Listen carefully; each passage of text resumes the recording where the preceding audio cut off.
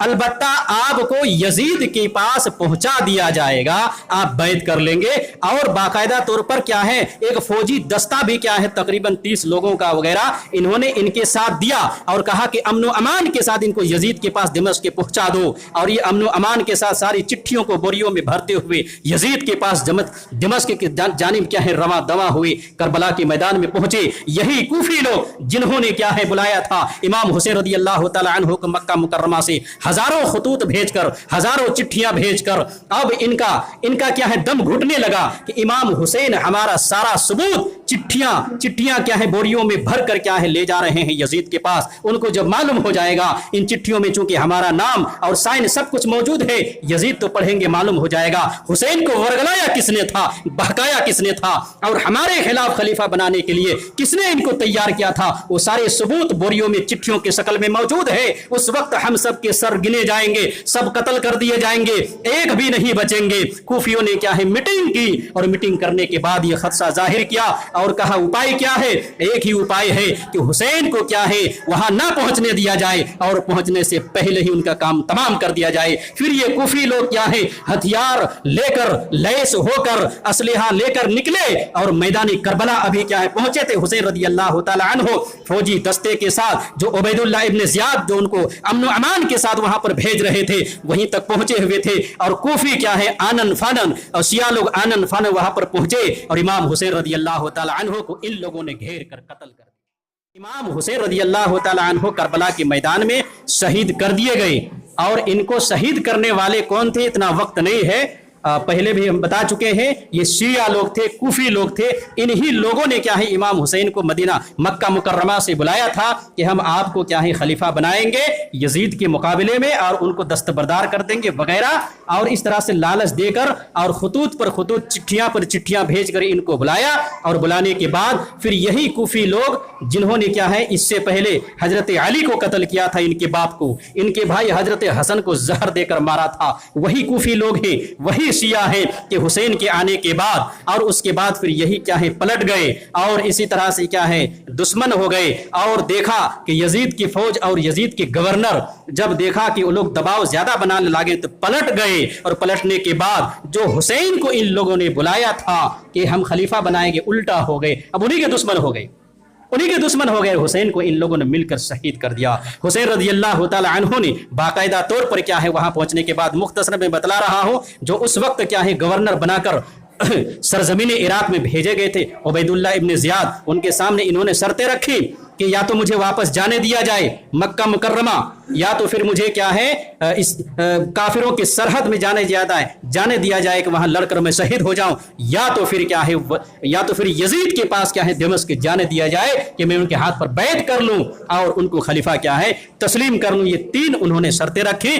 तीनों में से एक शर्त को उबैदुल्लाह इब्न ज़ियाद ने मान लिया कि ठीक है वापस तो नहीं जाने दिया जाएगा और काफिरों के सरहद की तरफ भी नहीं जाने दिया जाएगा, अलबत्ता आपको यजीद के पास पहुंचा दिया जाएगा, आप बैत कर लेंगे।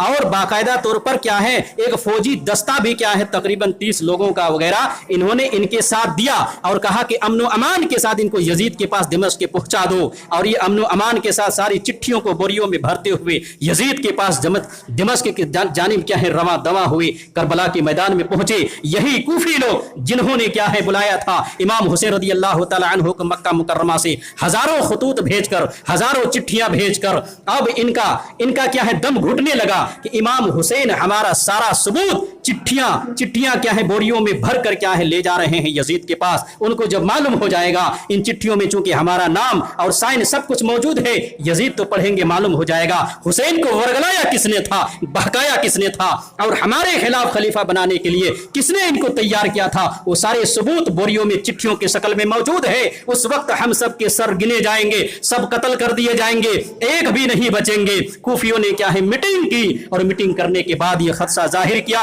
और कहा उपाय क्या है, एक ही उपाय है कि हुसैन को क्या है वहां ना पहुंचने दिया जाए और पहुंचने से पहले ही उनका काम तमाम कर दिया जाए। फिर ये कूफी लोग क्या है हथियार लेकर लैस होकर असलहा लेकर निकले और मैदानी करबला अभी क्या है पहुंचे थे हुसैन रदी अल्लाह ताला अन्हु फौजी दस्ते के साथ जो उबैदुल्लाह इब्न ज़ियाद जो उनको अमन व अमान के साथ वहां पर भेज रहे थे वहीं तक पहुंचे हुए थे, और कूफी क्या है आनन फानन और शिया लोग आनन फानन वहां पर पहुंचे और इमाम हुसैन रज़ी अल्लाह ताला अन्हु को इन लोगों ने घेर कर कत्ल कर दिया, शहीद कर दिया।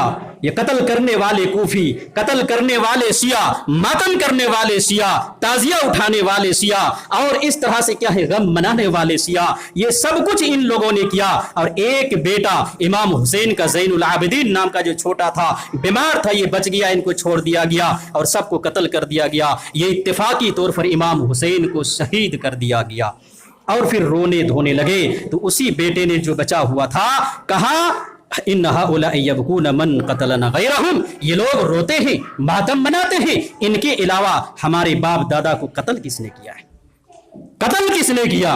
कत्ल यही लोग करने वाले हैं, कातिल भी यही हैं, मातम करने वाले भी यही हैं, सोग मनाने वाले भी यही हैं, ताजिया उठाने वाले भी यही हैं, ढोल ताशा करने वाले भी यही हैं, ताकि लोगों को ये बावर कराएं, यकीन दिलाएं कि ये कातिल नहीं है। यजीद के हुकूमत में चूंकि ये वाकया हुआ है, ये सारा कसूर, सारा इल्जाम यजीद के सर पे रखने के लिए इन शियों ने, इन कुफियों ने इतनी बड़ी साजिश रची। यजीद ने हुक्म नहीं दिया था, यजीद इससे अलग थलग हैं, ये मुबर्रा है, एक लंबी तारीख है, लंबा वाकया है, किसी वक्त फिर आपको बताया जाएगा कि यजीद को यह मालूम नहीं था। यजीद ने ना तो हुक्म दिया था कि हुसैन को नवासाए रसूल को कत्ल किया जाए, नहीं, ऐसा हुक्म नहीं था, इन कुफियों ने कत्ल किया, इन शियों ने कत्ल किया। और फिर उसके बाद हर साल क्या है, फिर काफी दिनों के बाद, तुरंत नहीं, फिर 352 हिजरी में मुइज़ुद्दौला जब सरजमीन इराक का क्या है हाकिम बना, ये शिया, उस वक्त इन्होंने ताजिया उठाना अब शुरू किया, फिर मातम मनाना शुरू किया, औरतों का जुलूस निकालना शुरू किया वगैरह। और उसके बाद क्या है सरकारी स्तर पे ये काम होने लगा और फिर रफ्ता रफ्ता ये काम क्या है हर जगह फैलने लगा, यहाँ तक कि हमारा मुल्क हिंदुस्तान तैमूरी अहद में क्या है, यहाँ पर उस वक्त जब शिया हुक्मरान यहाँ थे, इनके बेगमात शिया, इनके अफसरान शिया और बड़े बड़े ओहदे पर क्या है शिया मौजूद थे हिंदुस्तान के। ये लोग चूंकि उसी गिरोह के लोग हैं, उसी कैटेगरी के लोग हैं, उसी मजहब के मानने वाले लोग हैं, ये हर साल मैदानी करबला इनको जाने के लिए मुश्किल हो रहा था कि चूंकि मुल्क हिंदुस्तान का इंतजाम और इंसराम भी संभालना था, हुकूमती बागडोर भी चलाना था, पूरे मुल्क को इतना बड़ा मुल्क चलाना, कंट्रोल करना, कहां किधर से बगावत हो रही है, कहां किधर से क्या है लोग सुरफुरा रहे हैं, उनको दबाना भी और हुकूमत के जरिए से उनको कंट्रोल भी करना था और इस तरह से हुकूमती निजाम को भी चलाना था। इसलिए बार बार क्या है हर साल ये करबला और इराक की सरजमीन नहीं जा सकते थे।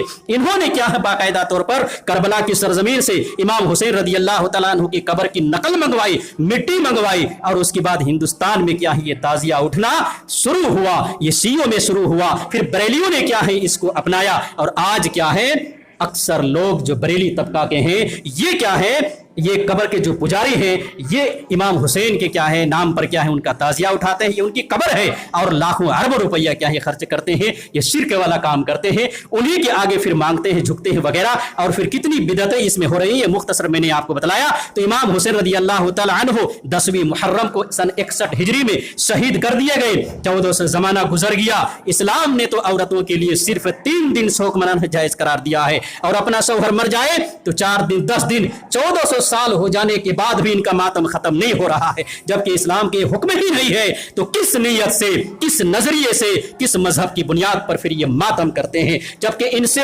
पहले भी बड़े बड़े सहाबा शहीद कर दिए गए, हजरत हमजा, हजरत उमर फारूक रजी अल्लाह तआला अन्हु वगैरह और दीगर सहाबा, इनका मातम नहीं मनाया, इनका क्या है मातम नहीं मनाया और हुसैन का मातम मनाया। क्यों?